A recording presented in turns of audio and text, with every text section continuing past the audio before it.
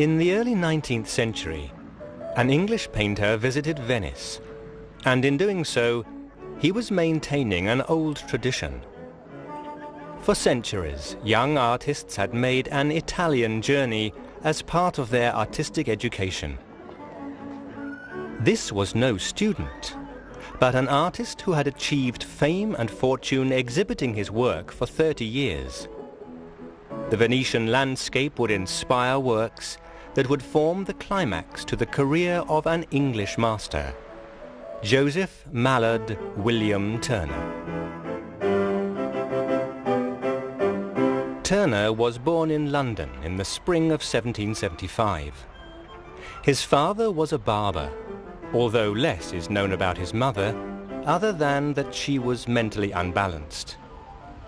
Joseph had a strong relationship with his father, who encouraged his son's artistic ambitions by displaying his drawings in his barber shop window. At 14, Turner enrolled at London's Royal Academy of Art, and by 1790 he was already unlocking his potential. The Archbishop's Palace, Lambeth, was displayed at the 1790 Royal Academy exhibition. This precocious image reveals Turner's willingness to go beyond his formal training in pursuit of artistic excellence. It is clearly influenced by the work of Thomas Moulton, an artist whose success was based on the painting of architectural subjects. Turner studied under Moulton in his spare time, and the influence of his mentor is reflected in this image of St. Anselm's Chapel, Canterbury, exhibited in 1794. Turner was well on his way to mastering an artistic medium that he would use throughout his working life, the medium of watercolor. Turner began painting in watercolors at the beginning of his artistic career, and the reason for that was he began his career as a topographical painter, and it was very common for people who did views of places to use watercolor, which was relatively quick.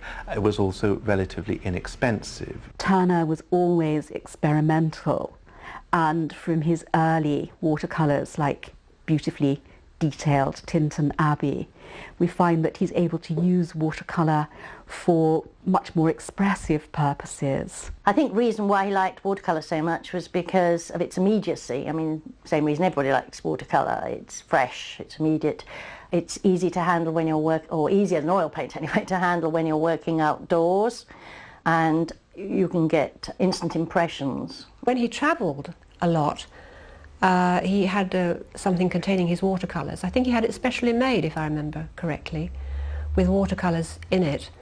And he would do very quick, on-the-spot paintings and then take them back to his hotel or an inn or wherever he was staying and work them up into a big painting. Turner was known to be extremely secretive about his working methods. He did not like people to watch him when he was at work.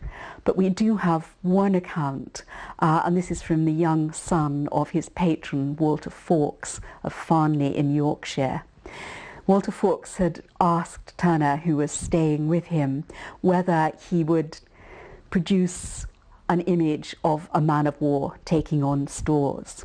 And Turner took the young son to be beside him while he realized this particular commission.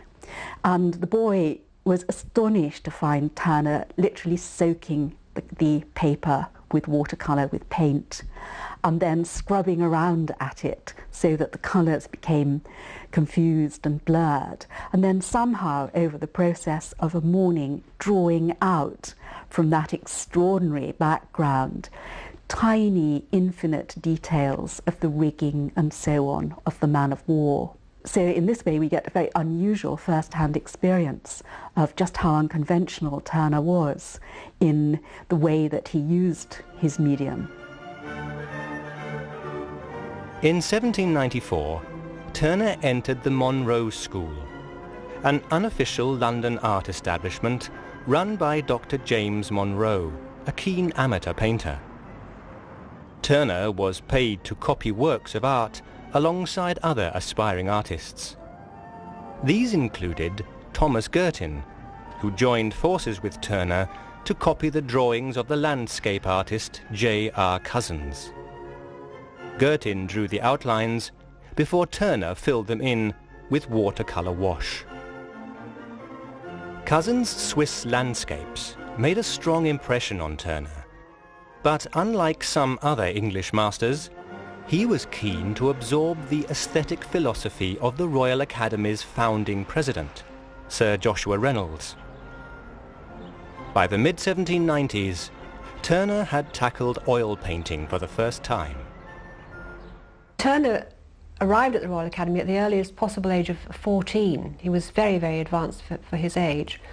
And he later became a professor of perspective at the Academy. But I think he did listen to what Reynolds said.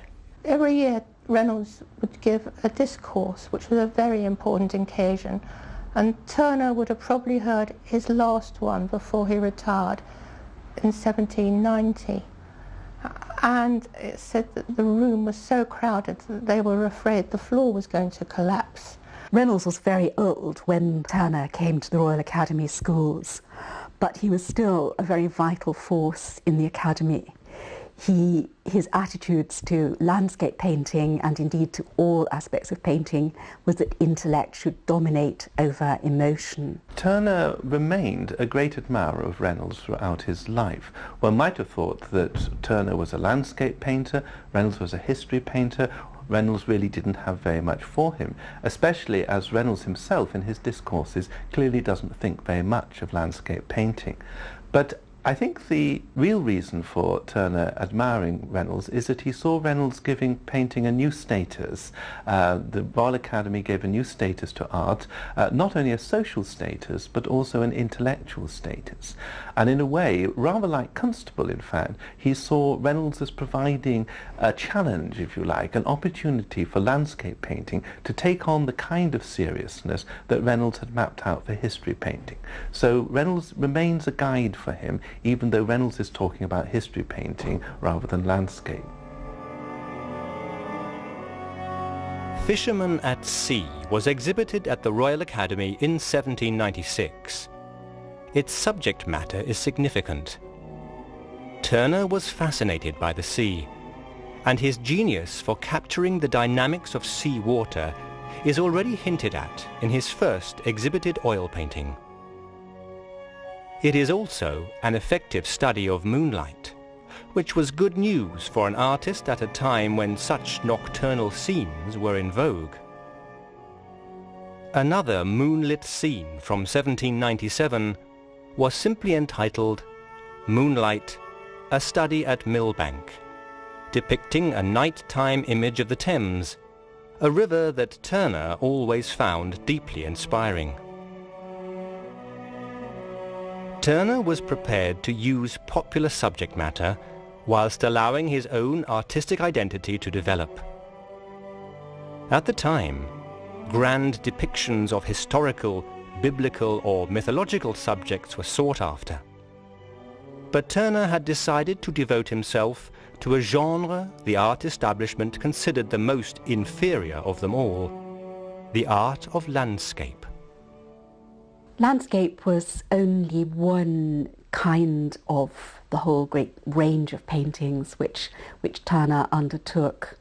I think he found in landscape that he could use it as a vehicle for an expression of feelings, of emotions, a kind of sensibility that he could bring perhaps to a sort of higher pitch in his landscapes, because he could push them, as he did in his later years, almost to the point of abstraction.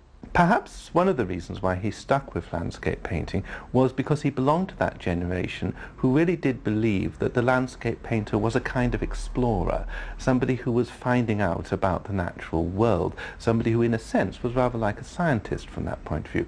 And he was himself very much an explorer. He travelled a lot, he investigated all different kinds of weather and atmospheric conditions, he climbed the Alps, he went on sea journeys. So I think it was that exploration of the natural world that fascinated him. One of his contemporaries said that he had a wonderful range of mind. He was always asking about things, and he took a geological journal to find out about the way rocks were made and that sort of thing. So he was had a very inquiring mind, and I think landscape added to that. Tuerner's achievement as a landscape artist is only rivalled by the work of his contemporary John Constable. Both artists had different creative approaches. Tuerner continued in the academic tradition of idealized landscapes as executed by the old masters. Constable's finest landscapes depict the small area of Suffolk's Stour Valley, where he grew up. His travelling schedule was also limited. He never left England in his life. Tuerner was the complete opposite. Whilst still in his teens, he began to journey all over Great Britain in pursuit of inspiration. Tuerner and his art were completely integrated. Everything he did was for the sake of his art. He lived for the sake of his art. He first went on his first trip at the age of about 15. And I think at that time he may have wanted to get away from his home because he was living in very difficult circumstances. His mother was going insane. He had a very turbulent childhood. Tuerner was restless for experience. He travelled from a very early age, first in England, going in his teens to Oxford, the West Country, and later to Scotland and to Wales, filling his sketchbooks. And those sketchbooks are what prompted his exceptional visual memory. Because Tuerner was mature when he travelled, and because he had a very good business head on his shoulders, he would have seen the social and professional advantages in meeting up with all kinds of wealthy and influential people who were doing the grand tour. Throughout the 1790s, Tuerner made regular journeys across Great Britain. In 1797, he sketched the rugged mountain landscape of the Lake District. One of these sketches depicted Buttermere Lake, a scene which Tuerner chose to work into a full-scale oil painting back in London. This brooding landscape was one of the artist's contributions to the 1798 Academy Exhibition, an event which often displayed Tuerner's most recent works. Tuerner was deeply attached to the Royal Academy. In his later years, he referred to the institution as his mother, perhaps reflecting his unfortunate experience of his real mother. She died in 1804, after a long period of mental illness, which led to her confinement in London's Bethlehem Asylum, the dreaded Bedlam. After her death, her son never mentioned her existence in conversation, which was entirely in keeping with his character. As Tuerner was a deeply secretive man, our knowledge of his private life is scarce. He never married, but he did have a mistress who produced 2 children. Later in his life, Tuerner also lived in London with the widow Sophia Booth, under the pseudonym Mr. Booth. This deliberate anonymity was typical of him. Conversely, Tuerner's 1801 canvas, Dutch Boats in a Gale, earned him much public attention. Tuerner was already a master of painting clouds, and the choppiness of his sea is more dynamic than in his early moonscapes. It is a threatening scene, and yet Tuerner's skills of composition make this a unified painting in one of the most demanding of all artistic genres, seascape. Painting the elements is notoriously very difficult indeed. So when he's painting seascapes, obviously he had a tough job, but on the other hand, there was the example of the 17th century Dutch maritime painters, and the strongest influence on him was in fact Van der Velde. Certainly Tuerner, as well as drawing on the work of Claude from the old masters, he drew on the tradition of Dutch seascape paintings, and so he learnt certain devices from them. But his particular virtuosity, I think, really comes through in the way in which he was prepared to manipulate the seascape for emotional intensity. We know that Tuerner, on one occasion, insisted that he should be lashed to the mast of a ship and taken out in a storm for 4 hours, so that he should feel those terrifying shifts of the horizon as the boat was tossed around on stormy waves. And somehow that sensation, that experience, could be reinterpreted through the medium of paint. He begins to explore the power of the waves in a way that had never been done before. He shows them as dynamic forces, ones that are sort of sweeping you up. And he was criticized by various people at the time for not making his water look wet. But as his great defender John Ruskin said, Tuerner understood that a more important thing to show about waves was their power, and that when waves are whipped up by the wind in the high sea, they are very solid looking, they're full of froth, they aren't transparent like a mill pond, and that it's that quality he wants to produce. He's showing you an experience that is beyond the normal, what it's like to be out on the high seas, and he's really enveloping you in this experience, perhaps more powerfully and directly than he does in any other kind of painting. This painting secured Tuerner's full membership of the Royal Academy in February 1802. By this time, Tuerner was just 26 years of age and a well-known artist. A month after his Academy election, a peace treaty was signed between Britain and Napoleonic France, enabling English citizens to travel freely to the continent. Tuerner took advantage immediately, and that summer he left Britain for the first time. But he almost failed to set foot on continental soil. A storm at the French port of Calais nearly swamped his ferry, and the ship was fortunate to berth safely. Tuerner made this harrowing event the subject for one of his early seascapes, Calais Pier. Some audiences have detected nationalist sentiments in this painting. The French seamen seem far less able to deal with the storm than their British counterparts. Tuerner was patriotic, but he always drew inspiration from the continent. In the summer of 1802, Tuerner travelled to Switzerland to experience the majesty of the Alps. Like many great artists before him, Tuerner used his time in Switzerland creating over 400 sketches. All his life, Tuerner was a voracious sketcher. As many as 19,000 such works survive, and his early Swiss drawings resulted in especially fine, completed works of art. For years after he returned to England, Tuerner painted landscapes inspired by his time in the mountains. Tuerner painted a watercolor of Reichenbach Falls in 1804. Years previously, Tuerner had proved his mastery of depicting architecture.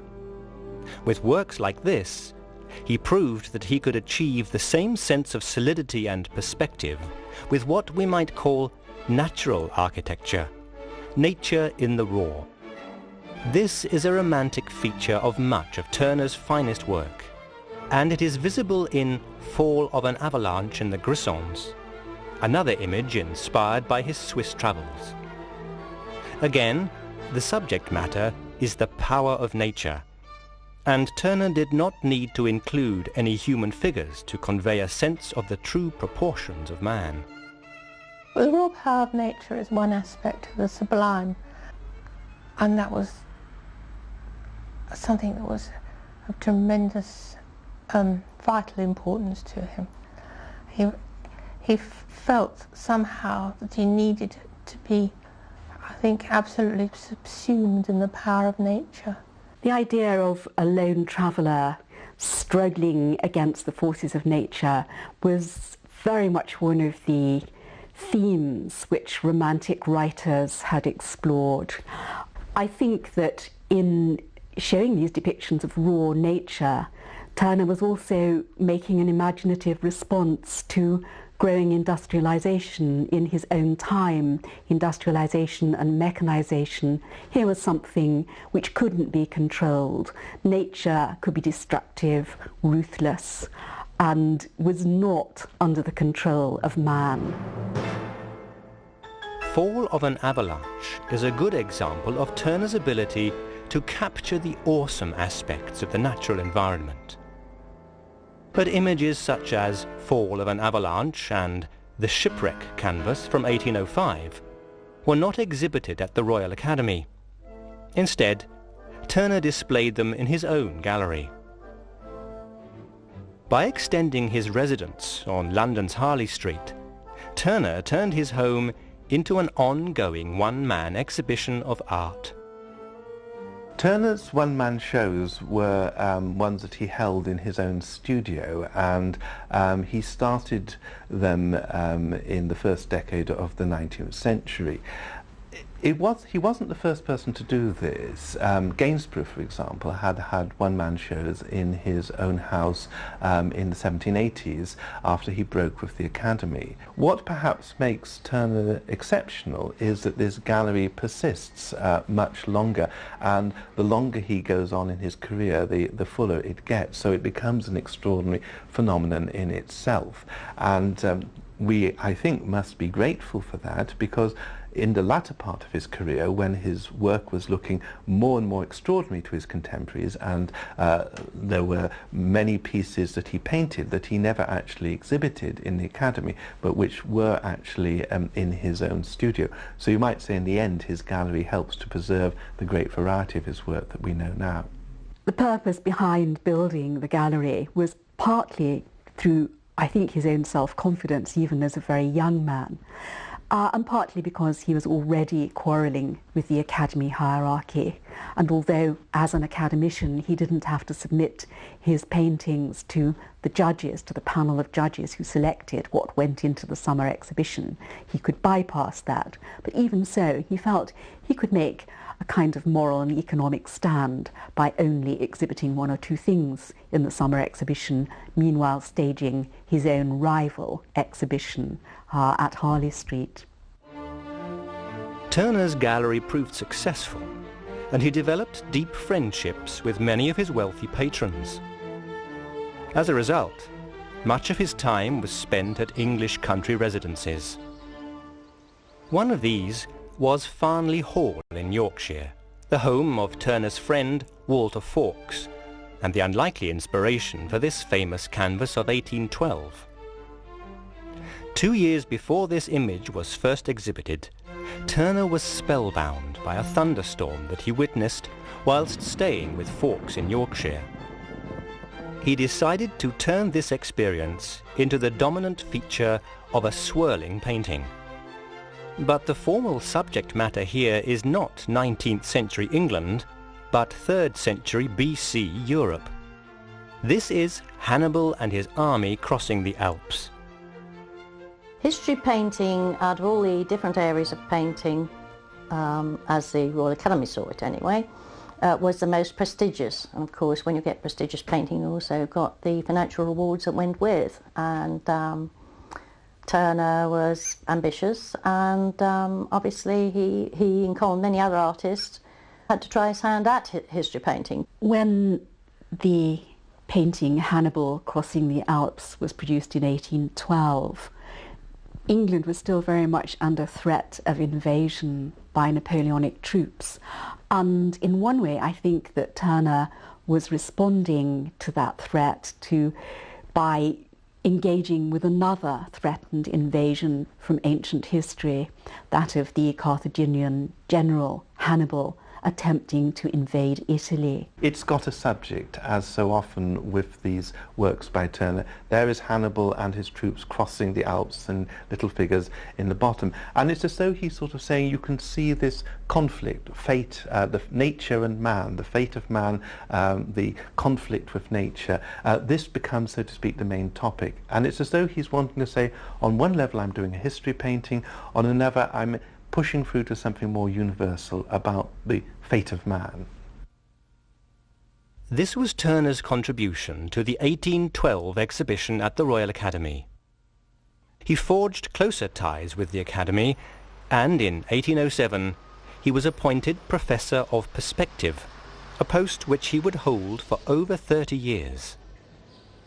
Perspective was a skill mastered by Tuerner early in his career, and by the time he created images such as this in 1815, it provided the underlying spatial structure for his landscape painting. Dido building Carthage depicts the dawn of a North African nation in the 9th century BC. Carthage was the nation of Hannibal, and, like Tuerner's wild image of Hannibal crossing the Alps, this is a landscape painting with a historical, narrative element. But this is immediately a very different kind of work. It is a scene of intense luminosity. We can feel the warm haze hanging in the air. Tuerner's mastery of atmosphere was now complete. This idealized image would have impressed his Academy tutor Reynolds. For this is a painting inspired by an old master, a French artist whose work made an impression on Tuerner as early as 1799, Claude Lorrain. He saw Claude Lorrain's paintings in somebody's house, and I think it was a picture relating to Apollo, and he's reported to have said that he was both pleased but unhappy when he saw this picture, because he felt that somehow it was a very great picture and he would like to emulate it. The way in which Claude handled atmosphere, I think Tuerner regarded as particularly magical, because Claude used aerial perspective. That is the way that we actually perceive distance and colour in distance, so that the further away the sea or hills or buildings are, the more they tend towards lavender colours and finally towards a kind of very faintly bluey grey. All this based on observation rather than scientific fact, but something which fascinated Tuerner and which he was able to absorb into his own approach. He realized that he couldn't imitate Claude exactly, but he could, in a certain sense, go beyond him, not by painting something that was even more beautiful and more ideal, but, shall we say, developing his knowledge of light and atmospherics, taking it in a new direction, leading on for Claude, so to speak. So I think in the end, Claude becomes somebody who both sets a standard for him and becomes a kind of guiding light for the way that he can himself develop, moving on from Claude, going even further in the development of atmospherics. Tuerner considered Dido building Carthage to be his masterpiece, and he acknowledged the influence of Claude in its composition. He left the canvas to the National Gallery on condition that it should be hung beside one of Claude's masterpieces. Long after Tuerner's death, his wish was eventually granted. Dido building Carthage was a canvas whose sense of light remains its most immediate attraction. But Tuerner's fascination with the effects of light was to evolve still further, and political events would contribute to this. When Tuerner exhibited this work in the spring of 1815, the Napoleonic Wars that had engulfed Europe were on the point of dramatic conclusion. In June that year, the Battle of Waterloo ended 20 years of conflict. Peace brought freedom to travel on the continent, just as it had done briefly in 1802. Tuerner took advantage of this, and in 1819, the 44-year-old artist set off on the most important journey of his life. His destination, Italy. The tradition of the artist's Italian journey was now well established. Rubens had spent 7 years in Italy, and Reynolds' career was built on what he learnt there. Tuerner also found the experience intensely valuable. He travelled widely, making a total of 1,500 sketches in a few weeks. Tuerner studied the work of the Italian masters, and was especially impressed by the works of Raphael in Rome's Vatican. But it was in Venice that he received his greatest inspiration. The light that he observed here on the Adriatic coast would profoundly influence much of his greatest ever work. Turner's trip to Italy seems to have made a dramatic difference to his way of thinking about painting and about light and colour in particular. Before he went to Italy, his understanding of Italy was very much coloured by his knowledge of landscape paintings from Italy, works by Claude, for example, who'd lived and worked in Rome, or his British forebears, such as Richard Wilson, the Welsh landscape painter who had studied in Rome in the 1750s. After his return from that first journey, and even more so after his later journeys, we find him combining atmosphere and colour. His paintings in Venice are wonderfully dissolving. Venice is almost pure light, colour and atmosphere rather than buildings and water. But there's another aspect, and that is that he was also able to show that colour could have a dramatic intensity that really had not been present in his work before, so that a painting like Ulysses deriding Polyphemus has very powerful reds and oranges, and these heighten the dramatic content of the painting. Turner's love of Venice is reflected in the watercolour images he produced during his stay here in 1819. The real impact of Italy on Turner's oil painting would not be seen until 4 years later. This is The Bay of Baiae, an 1823 canvas whose colouring is more brilliant than anything created earlier in the artist's career. The diffusion of the light also serves to soften the physical form of the landscape, an innovation that Turner would develop to an almost abstract conclusion in some of his later work. Not all of Turner's 1820s output was so radical. The Battle of Trafalgar was a far more conservative response to the first royal commission that the artist received. We know that Turner was a patriot, and there could have been few subjects more appropriate for this, his largest ever canvas. But the Battle of Trafalgar was criticised for its lack of factual accuracy, and Turner's first royal commission would also be his last. It was not the only disappointment for him around this time.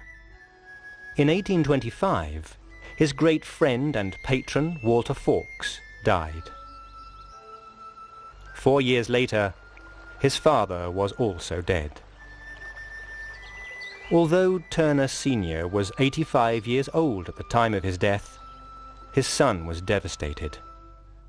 He began to worry neurotically about his own mortality and, as a response, threw himself into his work and his travels with new vigour. He visited Italy again in 1828 and now chose to spend much of his time in England at Petworth House, the home of his close friend, Lord Egremont.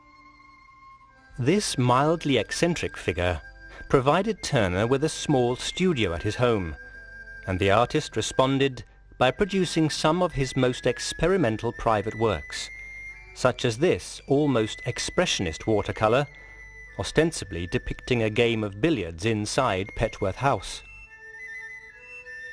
In the 1837 canvas, Interior at Petworth, form is now almost dissolved completely. Light, expressed as colour, is the real subject matter here. Turner's exhibited work was now increasingly bold. This large canvas was painted shortly after his second Italian journey. He started to increase the key of his colour to almost overwhelming levels, and the striking results of this development can be seen in Ulysses deriding Polyphemus. Although Ruskin described the canvas as the central picture in Turner's career, his was the minority view within critical circles of the time. The reaction was very antagonistic by critics and by other painters. The work was really much too advanced for conventional painters and general public to appreciate. In his later years, Tuerner, who had always been experimental in his approach to the medium, whether it was oil or whether it was watercolour, began to push those two even further extremes of what we might call abstraction. It's quite interesting that as early as 1816, the writer William Hazlitt had said that Tuerner paints nothing, and that is very like. A lot of the critical reaction was quite savage. There were references to his rather bright palette. As he got older, he used very strong colours, very extremely strong reds used in the Petworth interiors. But certainly one critic referred to the appearance as being of eggs and spinach. And Mark Twain, writing after Turner's death, was even more vitriolic. He compared one painting to being rather like a tortoiseshell cat that had fallen into some machinery. So not everyone found Tuerner to their taste, but what Tuerner always was, I think, was the stuff of opinion and something for the critics to react to. So in that way, he always remained in the public eye. Tuerner was sensitive to the negative criticism that his work sometimes attracted. He was also a man who was easily irritated when not in the company of those he knew well, and this irritability was just one of his negative character attributes. As we have seen, he was almost obsessively secret about his private life, but we know also that he was a scruffy dresser, and that this was the consequence of a notorious tightness with money. As a man, Tuerner can hardly be said to have matched his achievements as an artist. I think Tuerner was, much like the rest of us, very complex, a great mixture of all kinds of attributes. On the question of secretiveness, we know how secretive he was about his working techniques, with that one brief concession to allow Walter Fawkes' son to see him paint his watercolour of the man of war taking on stores. Tuerner does seem to have been a very miserly and very secretive person. Possibly the insecurity in his early life caused by the madness of his mother affected him in some ways, and one does get the impression of him as a bit of a loner, somebody who's really, and perhaps this is also one of the reasons why he liked to travel a lot. He seemed to like to be anonymous. He liked to move about on his own, be very self-sufficient. The miserliness is, I think, indisputable. He was very fond of money. He made a lot of money. He was very successful. He was a very shrewd businessman. He was supported by his father who was a barber and very much a self-made man himself, very tight with his own money. They knew the value of money, the Tuerners. In his journals, Delacroix describes a visit that Tuerner made to him with quite a vivid account of what he looked like. He said that he looked like an English farmer because he had a black coat and heavy boots, and most tellingly he had a sort of hard, cold expression. So Delacroix obviously wasn't very impressed with him. And of course he could be difficult, no doubt about that. So much so that I think possibly he had morbid, depressive tendencies, because as early as his 60s he was already pretty unapproachable. Ultimately, the negative aspects of Tuerner's character are far outweighed by the sheer genius of his work, and in the final years of his career he brought together all facets of his artistic evolution in a timeless body of images. Many of these works had a strong contemporary theme. The famous 1838 Fighting Temeraire depicts a ship that had fought at Trafalgar as it makes its final journey to the breaker's yard in England. The British public knew the emotional significance of the subject matter, This was the end of the age of the sailing warship, and Tuerner's fiery sunset is charged with symbolic meaning that contributed to the huge popularity of the painting. Also popular was another topical image, first exhibited in 1835. On the 16th of October the previous year, the Houses of Parliament were burnt to the ground in an enormous fire. Tuerner was in London at the time, and he rushed to the scene immediately. As the great building burned, Tuerner shuttled around the blaze, sketching it from different angles in pencil and in a series of small watercolours. From this one example, the audience may wonder what the subject matter is in such an impressionistic study. The same can be said of the oil painting that Tuerner eventually created. Again, it is the power of light dissolving form through the use of pure colour that is most remarkable. Equally compelling is an image from 1844, a landscape through which the new wonder of the steam railway has cut its path. This can be seen as a companion piece to The Fighting Temeraire.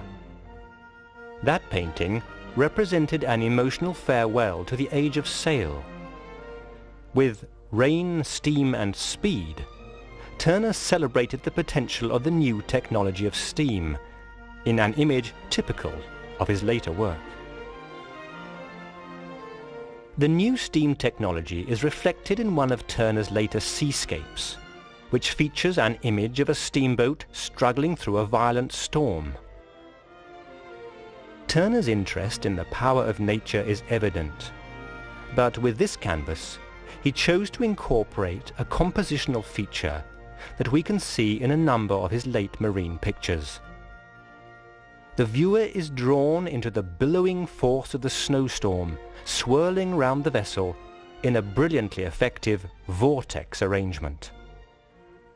The effect of the vortex is one that absolutely draws the viewer into the painting, so that we almost feel that we've been experiencing it ourselves.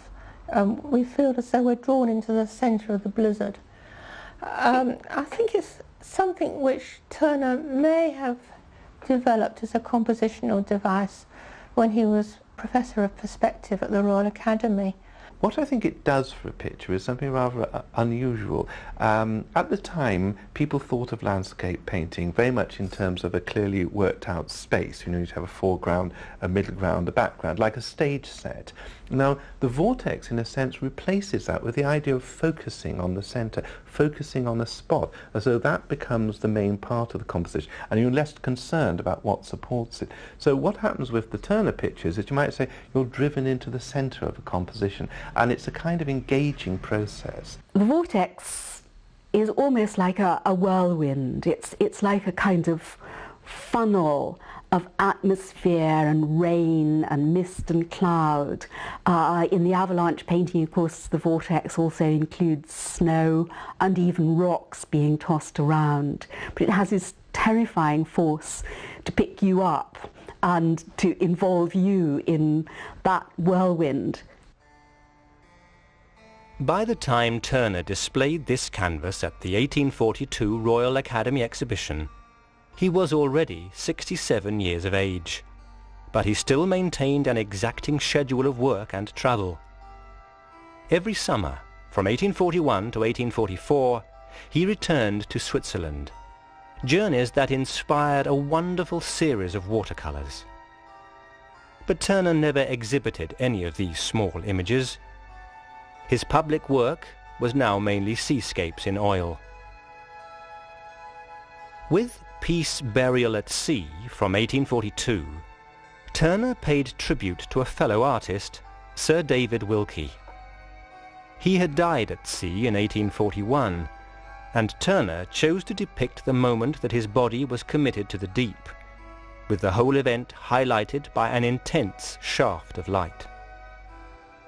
It is another example of Tuerner's later approach to seascape, but perhaps the one canvas that best brings together all aspects of Tuerner's genius is this image created in 1840. Slavers throwing overboard the dead and dying, typhoon coming on. This is another canvas depicting an actual event, a shameful incident that took place on a slaving ship in 1783. During a fierce storm, slaves were thrown overboard in order for the shipping company to make insurance claims that would have been invalid had they died of disease, as so many unfortunate souls did. It was, and still is, a gruesome incident, and Tuerner does not spare us the human horror. But it remains an astonishing study in the power of nature. At that time there was a great movement towards ending slavery, and this is a picture set in the 18th century, I think the last quarter of the 18th century, and it's about a slave ship called Zong, and the master of the slave ship, the captain, decided he would actually throw overboard the dead and the dying, because if he kept them on board he wouldn't have been able to claim insurance. Tuerner in the picture has dwelt on the horror of this. You can see in the foreground, you can see limbs and things of presumably the dead and dying slaves, and the whole picture is then covered with this tremendous storm. There's a storm brewing, and you can see the boat reeling backwards and forwards. And it's interesting because not only is it a wonderful painting of a very powerful, angry storm, and you feel that in this case he's really wanted to give a kind of moral anger to the storm. Perhaps what is most striking of all is there's a sort of blood-red sunset, which seems again to express this concept of divine anger, anger at what is happening. And the ship itself has, all the rigging has turned blood red, so it's almost like the red of guilt. And you can see the way in which he's using symbolic colour in order to express something about which he felt very intensely. I think its power lies in the way which Tuerner would address this apparently totally uncongenial subject and turn it into something that was symbolic and powerful. Ruskin was fascinated by it, but he was also frightened of it. That's in one way why it's now in America, that Ruskin, who owned it at one time, felt he couldn't keep it in his possession. Tuerner's illustrious career finally ended with his death on the 19th of December 1851 at his home in London overlooking the Thames. He had been a professional artist for 60 years. In itself, this was a remarkable achievement.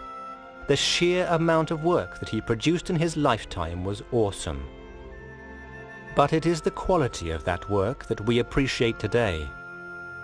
The enduring achievement of J.M.W. Tuerner, the last of the English masters.